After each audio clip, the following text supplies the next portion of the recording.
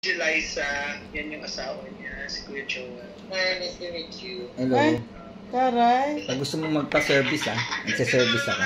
Nag-service daw sa Joel. Nag-service daw siya. Home service. Service na si Kuya Joel. Tapos, Ayan. So babe, these are my friends in the Philippines. So they're gonna go out with you later. Is that okay? Yeah. Sure. Enjoy. Thank you, babe. LDR, nasa Amerika ba kayo? Yes po. Lilipad na kami in about 1 hour. Matiga mo. Mas magaling pa yung kamay niya sa akin, sa totoo lang. Hindi ganyan ka-steady ang kamay. Nagsa-service ako, may extra service din. Yari ka mo pa. Nakakanta ka pa mamaya, Dilay? Oo naman. Hoy, ito ang nangunguha ng kung ano-ano. Ayan, nangunguha. Si assistant. Nag-ano na naman tayo, Dilay?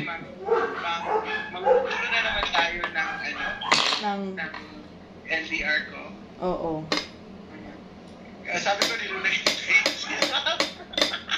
Invite na naman, ako na naman malaloka.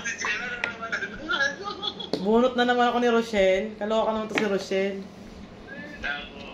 Kasi, sabi ko na invite kayo natin sa Kasi invite na niya yung Si Drake? BFF niya na si DP. Sino yun? Yan yung akala mo ilaw. kawan niya.